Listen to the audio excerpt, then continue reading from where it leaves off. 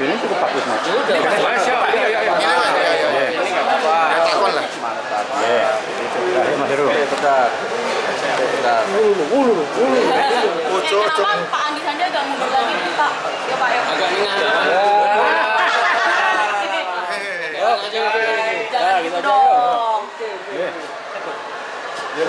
Ini siapa sih ngerti takon? Takon mulai. Belum. Tadi mungkin terkait apa? Kamera ya Pak. Seksual yang ada besar ada fakultas farmasi UGM Pak Edi Mulyanto itu seperti apa? Kalau penanganannya sebenarnya sudah sejak Juli tahun 2024, ya. Kemudian sampai rekomendasi keluar itu di akhir 2024, keputusan dari Ibu Rektor itu keluar Januari 2025, ya. Dan pada hari yang sama kita sudah mengajukan kepada kementerian. Namun di pertengahan bulan Maret itu ada keputusan menteri yang mendelegasikan pemeriksaan untuk pelanggaran disiplin kepegawaian yang hukumannya sedang sampai berat itu didelegasikan ke pimpinan perguruan tinggi negeri. Nah, meskipun permohonan UGM sudah dilakukan sebelum keputusan itu dikeluarkan, keputusan delegasi tadi, 2 hari sebelum libur Lebaran, Sekjen Kementerian itu menyurati pimpinan PTN lagi untuk menyebutkan bahwa permohonan yang diajukan sebelum keputusan tetap diproses sesuai dengan keputusan pendelegasian. Oleh karena itu, karena hari ini adalah hari pertama kita masuk ke kerja, dalam waktu 1-2 hari ini pimpinan universitas akan mengeluarkan keputusan tim pemeriksa disiplin kepegawaian kepada Prof. EM. Nah, pemeriksaan itu kita belum tahu prosesnya seperti apa, tetapi ada deadline-nya. Ya. Dalam proses itu nanti akan diklarifikasi beberapa pelanggaran-pelanggaran yang dilakukan khususnya untuk disiplin kepegawaian. Kalau etik itu sudah yang kemarin diperiksa oleh Satgas disiplin kepegawaian. Setelah selesai pemeriksaan, hasilnya akan diserahkan ke rektor. Rektor akan bersurat kepada menteri untuk menyampaikan rekomendasi itu. Keputusan akhir ada di kementerian. Karena yang bersangkutan adalah PNS. Karena kan PNS itu diangkat oleh kementerian, diberhentikan juga oleh kementerian. UGM PTN tidak punya kewenangan untuk yang PNS. Lain kalau kemudian itu pegawai UGM yang P3. Ini pemeriksanya beda sama yang PKS kemarin. Berbeda gitu. Kalau yang ini spesifik untuk disiplin kepegawaiannya, yang kami ajukan sejak awal Januari 2025 kepada kementerian. Total korbannya berapa sih Pak? Ya? Sama modusnya seperti apa? Total korban yang kami lihat di dalam pemeriksaan, gitu ya, itu yang korban dan saksi ada 13 yang diperiksa dan memberikan keterangan, gitu ya, ada 13. Kalau modusnya ya kegiatannya itu dilakukan lebih banyak di rumah, mulai dari diskusi bimbingan, gitu ya. Dokumen akademik, yang baik itu skripsi, tesis, dan disertasi, kemudian juga di research centernya, dan juga kegiatan-kegiatan lomba.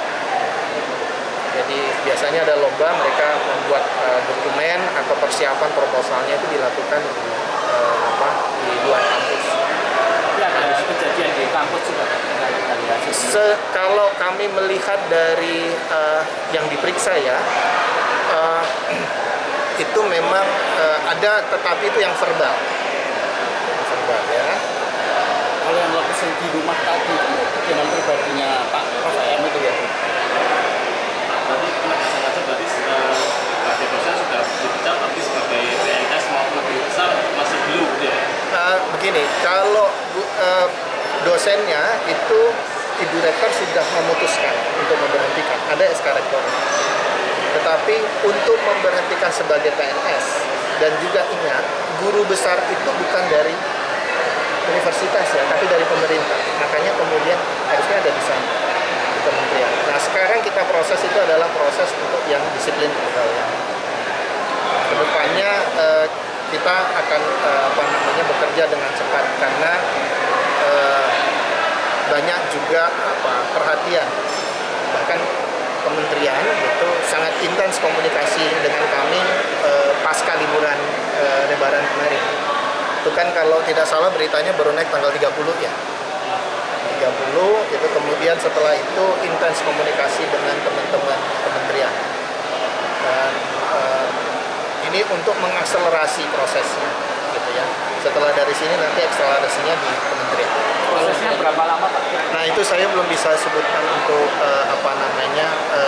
berapa lamanya, karena lebih kita melihat itu substansi yang akan dilihat, begitu pun bukti-bukti. Kalau bagi korban sendiri ada inisiatif untuk jalur hukum nggak? Untuk sampai saat ini kami belum mendapatkan informasi itu, tetapi bagi kami yang utama adalah pendampingan kepada korban agar dia bisa survive dan kembali beraktivitas seperti biasa. Kondisinya seperti apa? Apakah ada sempat trauma atau seperti apa? Ada beberapa yang reportnya ya, yang trauma, tapi sudah didampingi, sudah didampingi, dan insya Allah itu akan ada perbaikan dan kembali beraktivitas seperti biasa. Itu soal laporan ke polisi itu nanti dari masing-masing korban ya? Both side, ada dua gitu ya. Tetapi untuk saat ini kami di UGM lebih fokus pada disiplin kepegawaian dulu, dan juga yang paling utama adalah menjaga dan melindungi gitu ya, mendampingi teman-teman korban. Kalau nanti akan melapor ke polisi juga akan mendampingi ya? Kita akan lihat seperti apa, tapi kita akan support. Kalau kemarin kan laporannya atau dari Pak Tangkas disampaikan oleh pimpinan Fakultas Farmasi ya? Betul. Berarti mereka juga sudah melakukan investigasi awal dulu seperti apa? Nah, kalau itu kami melihatnya ada investigasi atau tidak, kami melihatnya pada saat laporannya. Jadi ada laporan, nah itu yang kami kaji di universitas. Nah, penggalian prosesnya seperti apa itu ada di dalam Satgas. Itu langsung dari para korban yang diterima pimpinan farmasi. Nah, itu saya kurang tahu, tapi laporannya itu adalah pimpinan fakultas yang itu tidak disebutkan ada siapa, tetapi pimpinan fakultas. Pak, korbannya itu sudah pada lulus atau masih ada yang masih Pak? Kalau yang dilaporkan itu kan yang diperiksa oleh Satgas PPKS kan kejadian 23-24. Nah, itu masih ada mahasiswa-mahasiswi yang di dalam. Makanya kami banyak sekali fokus, utamanya teman-teman Satgas pada pendampingan teman-teman korban itu, supaya dia bisa safe gitu ya, bisa kembali lagi beraktivitas. Kalau banyak jenjang ya Pak, ada yang 1, 2, 3 ini. Secara spesifik kita tidak melihat itunya, tetapi yang paling utama adalah bagaimana institusi ini itu menjamin ya anak-anak ini atau mahasiswa-mahasiswi ini kembali beraktivitas dan mereka bisa melanjutkan proses akademiknya. Kalau detailing saya kira itu lebih spesifik ke dalam Satgas, dan saya sendiri sebagai koordinator dari Satgas ini tidak boleh melihat laporan itu, karena kami berprinsip bahwa itu untuk menjaga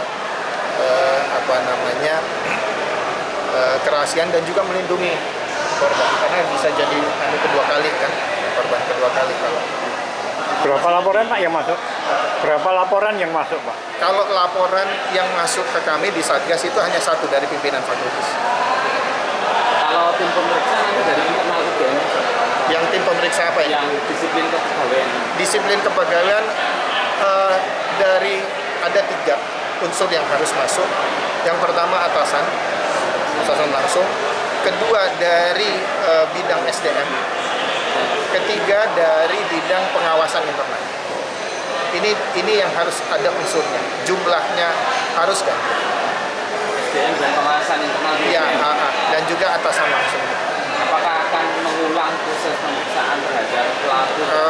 Saya kira tidak, karena begini, di Satgas PPKS itu juga sudah melibatkan SDM dan Satuan Pengawas Internal.